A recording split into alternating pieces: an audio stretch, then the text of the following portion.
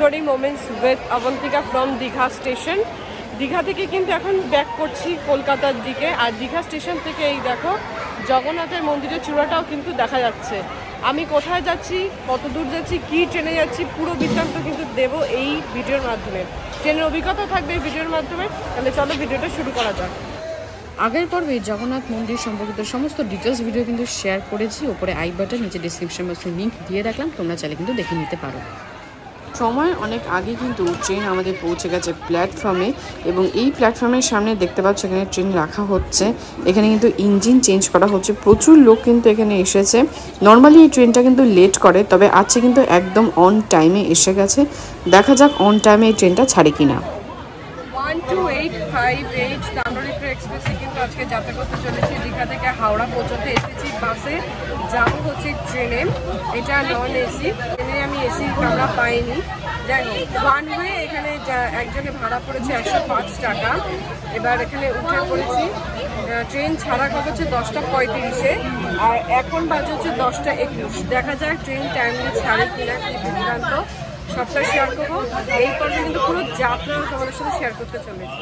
এই হচ্ছে leg space, বেশ অনেকটা বটল হোল্ডার আছে, একটা হ্যাঙ্গিং এর জায়গা আছে, আর এখানে কিন্তু এরকম ট্রেন মতন অংশ আছে সিটের ঠিক পেছনে। ওপরে দেখতে পাচ্ছ বেশ অনেকটা কিন্তু লাগেজ রাখার জায়গা আছে, হ্যান্ড লাগেজ, ফ্যান আছে, লাইট আছে। খানিকটা দেখতে কিন্তু এরকম। 10:41 কিন্তু আমাদের ট্রেন ছেড়ে দিল। এখানে ইঞ্জিন চেঞ্জ হচ্ছিল, ঢোকার সময় দেখেছি। তো ইঞ্জিনটা চেঞ্জ হলো, তারপরে কিন্তু ট্রেনটা ছেড়ে দিল। ট্রেন কিন্তু নির্ধারিত সময় থেকে কেবলমাত্র 10 মিনিট লেটে যাচ্ছে। 10 মিনিট লেটে ছাড়লো। আশা করছি টাইমলি আমরা পৌঁছতে পারবো। পুরো যাত্রাটা কিন্তু তোমার সাথে শেয়ার করবো। দীঘা স্টেশন থেকে হাওড়া পর্যন্ত মোট 185 কিলোমিটার পথ কিন্তু আমরা অতিক্রম করব এই ট্রেনের মাধ্যমে। দীঘা স্টেশন ছাড়ার পর কিন্তু টিকিয়াপাড়া পেরিয়ে গেছে, এবং সামনে দিয়ে কিন্তু দেখতে পাচ্ছ চলে এসছে রামনগর বেঙ্গল। এখানে কিন্তু ট্রেন মাত্র 1 মিনিটের জন্যই দাঁড়াবে।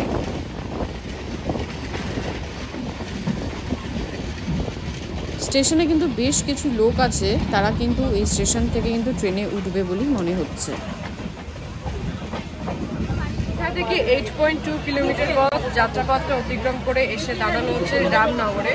রামনগর হচ্ছে প্রথম স্টপেজ। এখানে ফাইনালি ছাড়লো। এই জায়গায় কিন্তু কোনো রকম কোনো নেটওয়ার্ক নেই, খুবই অসুবিধা হচ্ছে। কোনো নেটওয়ার্ক নেই, না জিও, না এয়ারটেল, না ভোডাফোন, কোনোটারই মানে নেটওয়ার্ক নেই।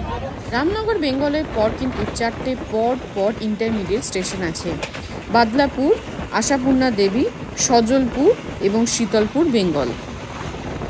শীতলপুর বেঙ্গল পৌঁছতে মোটামুটি 25.6 কিলোমিটার পথ কিন্তু আমরা অতিক্রম করে ফেলব। আর যাত্রাপথটা শুধু দেখো, এত সুন্দর যাত্রাপথ না, জাস্ট মানে বলাই বাহুল্য যে আমাদের ভারতবর্ষে কোনায় কোনায় সৌন্দর্য লুকিয়ে আছে। শুধু দেখার মতন, খোঁজার মতন মন চাই এবং চোখ চাই, ব্যাস, তাহলেই কিন্তু তোমরা এই ভারতবর্ষের সব কিছু কিন্তু খুঁজে পাবে।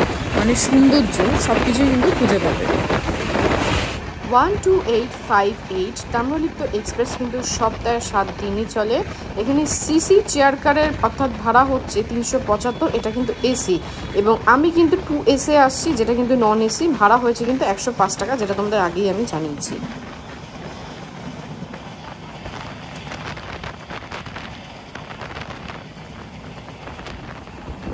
পুরো যাত্রাপথটা কিন্তু সবুজ, এবং তোমরা যদি দেখো নিচের ক্ষেতের এক একটা জায়গা এক এক রকম রং, অর্থাৎ চৌকো চৌকো করে কিন্তু এখানে বিভিন্ন রকম শাক সবজি ধানকে চাষ হয়। তো সেই কারণে কিন্তু নিচের অর্থাৎ ক্ষেতের যে সবুজ অংশটা সম্পূর্ণ বিভিন্ন রঙের হয়ে থাকে, যেটা দেখতে আমার ব্যাপক লাগে। বিশেষত সর্ষের ক্ষেত হলে তো কথাই নেই। আমার ব্যক্তিগতভাবে সর্ষের ক্ষেত দেখতে ভীষণই ভালো লাগে। আর এই যে দৃশ্যটা, এই যে সবুজটা, সেটা যারা আমরা শহরে থাকি তারা কিন্তু একদমই পাই না। তাদের জন্য কিন্তু এটা চোখের শান্তি এবং মনের শান্তি। দেখতে পাচ্ছ লাইন দিয়ে কিন্তু কলা গাছ এখানে লাগানো আছে, সমস্তটাই বোঝা যাচ্ছে কলার চাষ করা হয়েছে। ব্যাপক লাগছে কিন্তু দেখতে। আর তার মধ্যে ট্রেনটা কার্ভ নিচ্ছে, জাস্ট বিউটিটা দেখো। এখন আমি ভাবছি কেন এই রাস্তায় আমি আগে আসিনি। এই দেখো চলন্ত ট্রেন থেকে লস্যির প্যাকেটটা ফেলে দিল। আমি বারবার বলি যে যত্রতত্র ময়লা ফেলো না, জায়গা মতন ময়লা ফেলো, কিন্তু এই বিউটিটা, এত সুন্দর বিউটিটা জাস্ট এই ময়লাটা ফেলে নষ্ট করে দিল। হাওড়া দীঘা রুটে খুব শীঘ্রই কিন্তু একটা ট্রেন চালু হতে চলেছে, যার নাম হচ্ছে নমো ভারত। খুব সম্ভবত এটাই হচ্ছে সেই ট্রেনের বগি যার ভাড়া হবে 400 থেকে 450 টাকার মধ্যে। আমি ঠিক জানি না, তবে খুব সম্ভবত সেই ট্রেনটার বগি কিন্তু এই ট্রেনটা। নেক্সট স্টেশন কাঁথি আসছে। ক্যামেরা অন করতে করতে দেখো কাঁথি স্টেশনটাই বেরিয়ে গেল। যাই হোক, এই কাঁথি স্টেশন কিন্তু 2 মিনিটের জন্য হল্ট ছিল এবং আমরা দীঘা থেকে মোটামুটি 32 কিলোমিটার পথ কিন্তু অতিক্রম করলাম। কাঁথি থেকে তমলুক পর্যন্ত আমরা 6টা ইন্টারমিডিয়েট স্টেশন কিন্তু পার করব। তার মধ্যে নাচিন্দা, হেনরিয়া, দেশপ্রাণ, লিভেন, নন্দকুমার এবং তমলুক জংশন কেবিন কিন্তু পড়বে এবং তার সাথে সাথে আমরা 89 কিলোমিটার পথ কিন্তু অতিক্রম করব। এই গরমেও কিন্তু এই সবুজ গাছগুলো আমাদের যথেষ্ট ঠান্ডা প্রদান করে, তাই বেশি বেশি করে কিন্তু গাছ লাগানো উচিত শহরে, বাড়িতে, রাস্তার দুপাশে সব জায়গায়।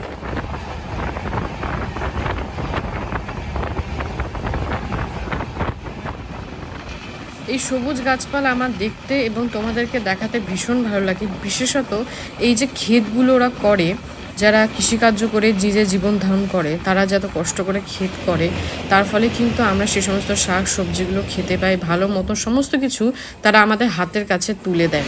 যাই হোক, এই মুহূর্তে কিন্তু আমরা এসে পৌঁছে গেছি বরজ খালে। এই যে খালটা দেখতে পাচ্ছ নদীর মতন বয়ে যাচ্ছে, এটা হচ্ছে বরজ খাল। তার উপর দিয়ে কিন্তু এই ব্রিজটা করা হয়েছে। ব্যাপক জায়গাটা, জাস্ট ব্যাপক।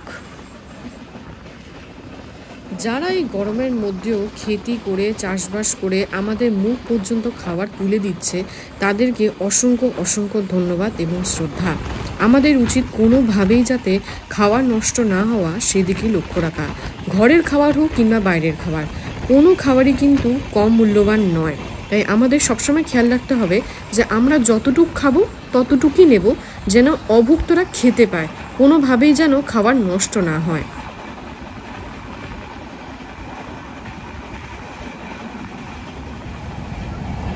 এই কারণেই না আমার ট্রেনে জার্নি করতে ভালো লাগে। বিভিন্ন স্টেশন থেকে বিভিন্ন রকম কাকুরা খাবার নিয়ে উঠছে এবং প্রত্যেকটি মানুষ সেই খাবার কিন্তু খাচ্ছেন এবং সেগুলো কিন্তু সত্যি কথা বলতে প্রচণ্ড ফ্রেশ হয়, ঠিক আছে, বাসি বা খারাপ কিন্তু হয় না। আর ঠিক এই কারণের জন্যই আমার ট্রেনের জার্নিটা ভীষণই ভালো লাগে। সে যে যাই বলুক, আমার ভাই ট্রেনের খাবারই ভালো লাগে। তোমরা তাতে বলতে পারো যে পচা খাবার, কিন্তু আমার এই যে কাকুগুলো খাবার নিয়ে আসে আমার হেব্বি লাগে খেতে।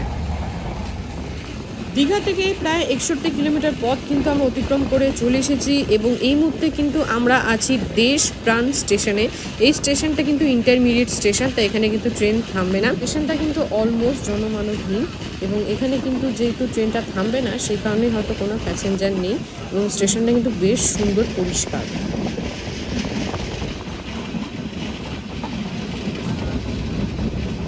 এবারে তোমাদের দেখা আমি কি ব্রাঞ্চ করছি। এই হচ্ছে 3 প্রকার বিস্কুট, আর এই দেখো এই যে লস্যির প্যাকেট খাওয়া হয়ে গেছে, কিন্তু এখানেই ফেলিনি কারণ আমি নিয়ে যাওয়ার সঙ্গে করে ডাস্টবিনেই ফেলবো। এবং এখানে দেখতে পাচ্ছ ওয়াও চায়না থেকে আমি ক্রিসপি চিলি বেবিকর্নটা আগের দিন রাতেই কিনে রেখেছিলাম, যদিও এখনও ফ্রেশ আছে, ঠিক আছে, অসুবিধা হবে না। এই দিয়ে কিন্তু এখন আমার ব্রাঞ্চটা সারছি। এবার আমরা পার করতে চলেছি কিন্তু হলদি নদী, কংসাবতী নদী এবং কেলেঘাট নদী কিন্তু একসাথে প্রবাহিত হয় এখানে। এই নদীর মোট দৈর্ঘ্য কিন্তু 24 কিলোমিটার। ডক্টর বিধানচন্দ্র রায়ের পরিকল্পনা অনুযায়ী কিন্তু হলদিয়া বন্দর গড়ে উঠেছিল। দেখতে পাচ্ছেন নদীটা কতটা বড়, কতটা সুন্দর, আর ভিউটা জাস্ট দুর্ধর্ষ লাগছে ট্রেন থেকে, মানে এক কথায় অসাধারণ। আমার বাবা অনেকবার হলদিয়াতে এসছে, কিন্তু আনফর্চুনেটলি আমার একবারও আসা হয়নি। চেষ্টা করব কোনো এক সময় হলদিয়াতে আসার, জায়গাটা ঘুরে দেখার, এক্সপ্লোর করা এবং অবশ্যই তোমাদের সাথে কিন্তু সেটা শেয়ার করব।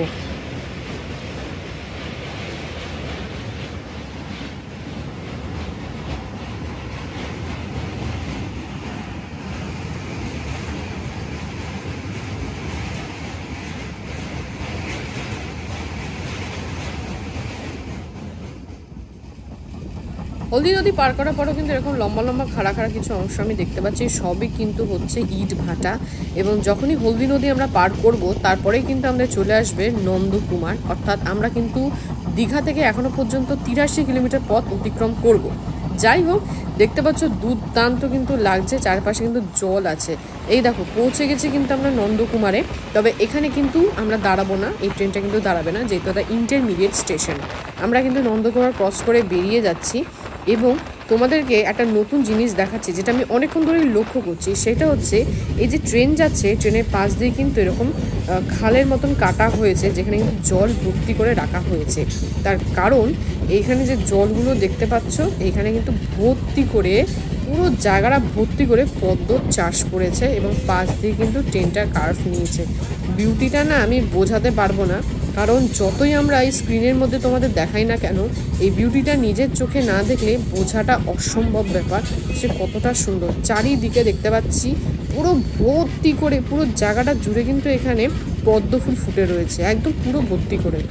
এই দেখো, এই জায়গাগুলো দেখো পুরো গোলাপি হয়েছে, কোনো পাতা আমি দেখতে পাচ্ছি না, মানে এত ফুল ফুটেছে। তার মানে এই জায়গায় কিন্তু প্রচুর পরিমাণে পদ্মের চাষ হয় এবং সেই পদ্মগুলো কিন্তু মার্কেটে বিক্রি হয়। দেখো ট্রেন কিন্তু লাইন চেঞ্জ করছে, জায়গাটা কিন্তু বেশ সুন্দর লাগছিল এতক্ষণ যেহেতু পদ্ম গাছের পাশ দিয়ে যাচ্ছিলাম।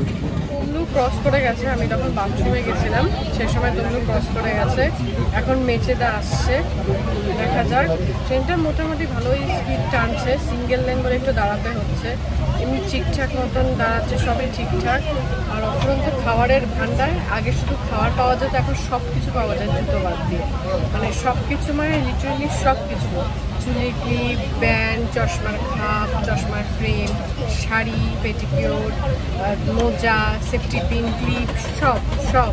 মানে ট্রেনে আগে আমি বলতাম চলন্ত রেস্টুরেন্ট, এখন কি বলবো, সব সামগ্রী পাওয়া যায় জুতোটা বাদ দিয়ে। জুতোটাই শুধু পাওয়া যাচ্ছে না, জুতোটা কেউ যদি বিক্রি করে ব্যাস একদম সব শপিং উইথ খাওয়া দাওয়া উইথ জার্নি সব কমপ্লিট হয়ে যাবে।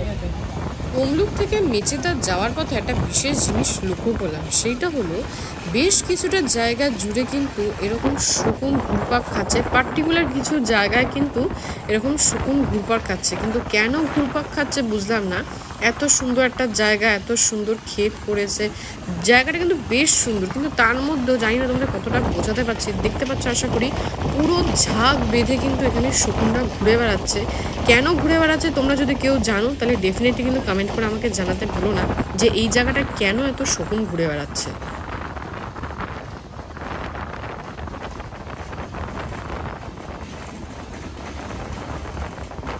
তমলুক স্টেশন অনেকক্ষণ আগেই পেরিয়ে গেছে, যেটা তোমাদের বললাম। তমলুক স্টেশনে কিন্তু মাত্র 2 মিনিটের জন্য হল্ট ছিল। দীঘা থেকে তমলুক পর্যন্ত 94 কিলোমিটার পথ আমরা অতিক্রম করে ফেলেছি। তমলুক থেকে মেচেদা পর্যন্ত টোটাল 8টা ইন্টারমিডিয়েট স্টেশন আছে, তার মধ্যে কিন্তু ট্রেন থামবে না, একদম সোজা মেচেদা গিয়ে কিন্তু থামবে, তাও 2 মিনিটের জন্য। ট্রেন কিন্তু আবার পদ্মক্ষেতের পাশ দিয়ে চলছে, যেটা আমার দুর্দান্ত লাগছে। সত্যি বলতে আমার ফুল ভীষণই ভালো লাগে, তাই যেখানেই দেখি কোনো ফুল হয়েছে বা গাছপালা বিশেষত, আমি একটু বেশি ভালোবেসে ফেলি, একটু ইমোশনাল হয়ে যাই। ওই যে দূরে যে লাইনটা দেখা যাচ্ছে সেটা হচ্ছে Howrah to Kharagpur. Howrah to Kharagpur local কিন্তু ওখান থেকে যাচ্ছে, আর আমাদের ট্রেন কিন্তু অনেকক্ষণ ধরেই এই জায়গায় দাঁড়িয়ে আছে। এ দেখো ট্রেন কিন্তু অনেকক্ষণ ধরেই দাঁড়িয়ে আছে এই জায়গায়।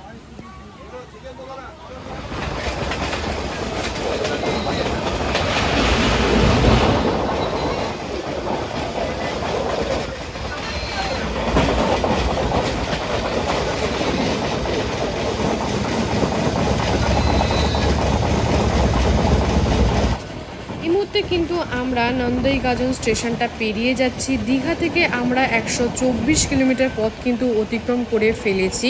এরপরেই কিন্তু আসছে মেচেদা, এবং এই স্টেশনে কিন্তু দাঁড়াবে না, কারণ এই স্টেশনটি হলো ইন্টারমিডিয়েট স্টেশন।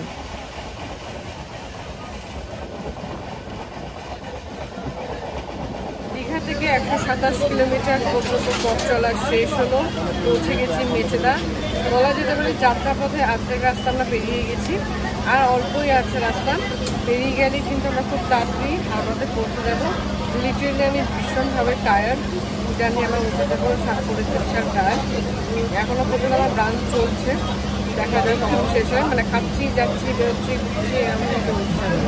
বেশ ভালো ট্রেনটা, জার্নিটা খুব কমফোর্ট জার্নি, ভীষণই ভালো। সব থেকে বড় কথা এখানে সব ধরনের খাবার পাওয়া যায়, সব ধরনের জিনিস পাওয়া যায়, যেটা আমার ভীষণ ভালো লাগে। এছাড়া থেকে উলুবেড়িয়া যাওয়ার পথে কিন্তু 6টা ইন্টারমিডিয়েট স্টেশন আমরা কভার করব। তার মধ্যে কোলাঘাট, দেউলটি, ঘোড়াঘাটা, বাগনান, ফুলগাছা এবং 20 শিবপুর থাকবে। সামনেই দেখতে পাচ্ছ যে স্টেশনটা আসছে সেটা হচ্ছে কোলাঘাট, এবং কোলাঘাটে কিন্তু ট্রেন দাঁড়াবে না, তবে খুবই আস্তে আস্তে যাচ্ছে।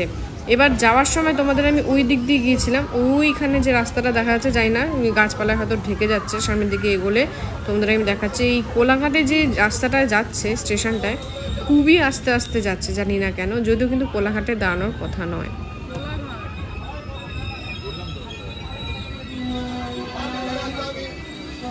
কোলাঘাটে কিন্তু ট্রেন বেশ জোরেই বেগ কষছে, কেন কষছে জানি না, বেগ কষতে কষতে কিন্তু যাচ্ছে। কোলাঘাটে কিন্তু দাঁড়ানোর কথা নয়, এই করে করেই না মেনলি ট্রেনটা দেরি হয়, তা নাহলে কিন্তু দেরি হওয়ার কথা নয়। যদিও সিঙ্গেল লাইনের ট্রেন খুব স্বাভাবিকভাবেই দাঁড়াতে হয়, অন্য ট্রেনকে পাস করাতে হয়, সেই কারণে কিন্তু ট্রেনটা একটু লেট করে। এখন আমরা রূপনারায়ণ নদ কিন্তু পেরোতে চলেছি। দ্বারকেশ্বর নদ এবং শিলাই নদীর মিলিত নদী কিন্তু হচ্ছে এইটা। এই নদীর দৈর্ঘ্য কিন্তু প্রায় 180 কিলোমিটার, এবং এই নদী কিন্তু খুব ভালো ইলিশ মাছ হয়। তার থেকে বড় কথা, এই নদীর তীরেই কিন্তু কোলাঘাটের তাপবিদ্যুৎ কেন্দ্র আছে। এবং যখন আমরা গিয়েছিলাম বাসে করে, তখন কিন্তু ওই ব্রিজের উপর দিয়ে গিয়েছিলাম এবং রাত্রেবেলা গিয়েছিলাম বলে কিন্তু এই ভিউটা থেকে বঞ্চিত হয়েছে। এখন দিনের বেলা ট্রেনে করে যাচ্ছি, এই ভিউটা দেখতে দেখতে দুর্দান্ত লাগছে, ভীষণই সুন্দর একটা দৃশ্য।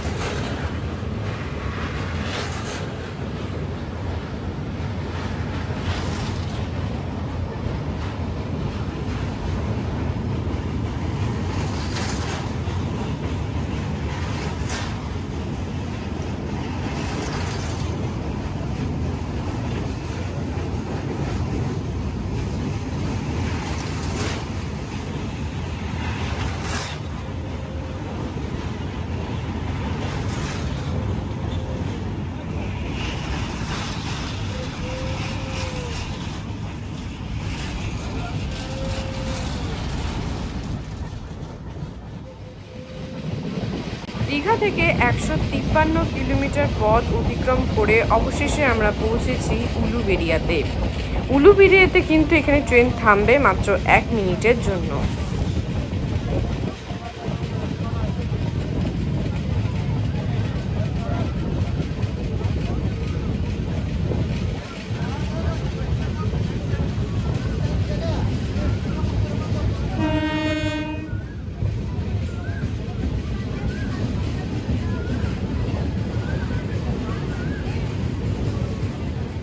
উলুবেড়িয়া স্টেশন থেকে 1 মিনিটের মাথায় কিন্তু ট্রেনটা ছেড়ে দিল। উলুবেড়িয়ার পর কিন্তু সাঁতরাগাছিতে গিয়ে ট্রেন থামবে। এই উলুবেড়িয়া থেকে সাঁতরাগাছি পর্যন্ত মাঝে 9টা ইন্টারমিডিয়েট স্টেশন আছে, তার মধ্যে ফুলেশ্বর, চেনগিল, বাউরিয়া, নলপুর, আবদা, শঙ্করেল, আন্দুল, মৌরিগ্রাম। টোটালি পুরো যাত্রাপথটা কভার করবে এবং দীঘা থেকে 174 কিলোমিটার পথ কিন্তু অতিক্রম করবে।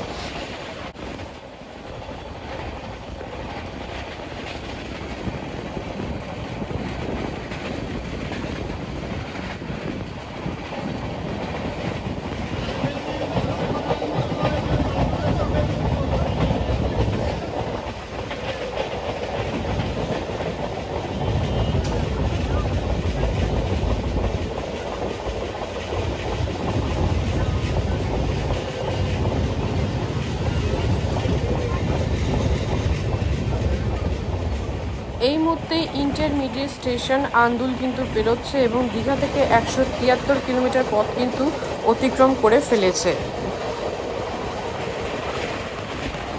ট্রেন কিন্তু এবার মৌরিগ্রামের দিকে এগোচ্ছে এবং লাইন কিন্তু চেঞ্জ করছে, সেটা তোমরা দেখতেই পাচ্ছ। দীঘা থেকে 174 কিলোমিটার পথ অতিক্রম করে এই মুহূর্তে কিন্তু ইন্টারমিডিয়েট স্টেশন মৌরিগ্রাম পেরোচ্ছে। এরপরে কিন্তু আসছে সাঁতরাগাছি।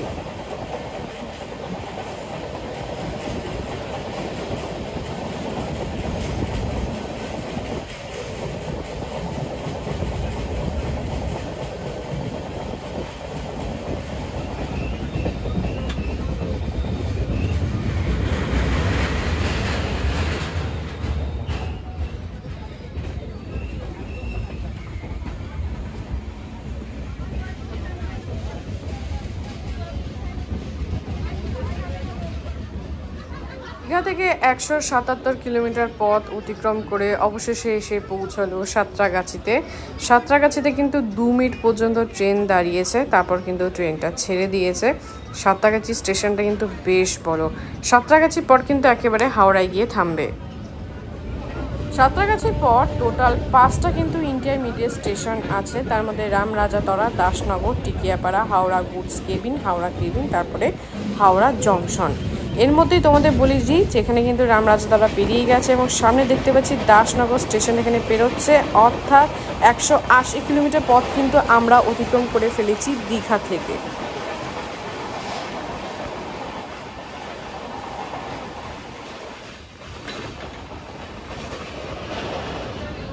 এই ট্রেনে ম্যাক্সিমাম প্যাসেঞ্জারই কিন্তু নেমেছে সাঁতরাগাছি জংশনে, যেটা আমি এক্সপেক্ট করেছিলাম যে ওখানে সবচেয়ে বেশি প্যাসেঞ্জার নামবে, সেভাবেই নেমেছে। নির্দিষ্ট সময় থেকে পাক্কা 1 ঘন্টা 17 মিনিট লেটে কিন্তু পৌঁছায় হাওড়া স্টেশন ট্রেনে।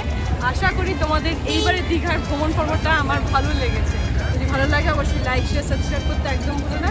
আর যখনই সাবস্ক্রাইব করবে অবশ্যই কিন্তু বেল আইকনটা প্রেস করে দেবে, তাহলে যখনই নতুন ভিডিও দেবো তোমাদের কাছে ইনস্ট্যান্ট নোটিফিকেশান যাবে। খুব শীঘ্রই দেখা হচ্ছে নতুন পর্বে, নতুন জায়গায়, নতুন ভিডিও নিয়ে। বাই।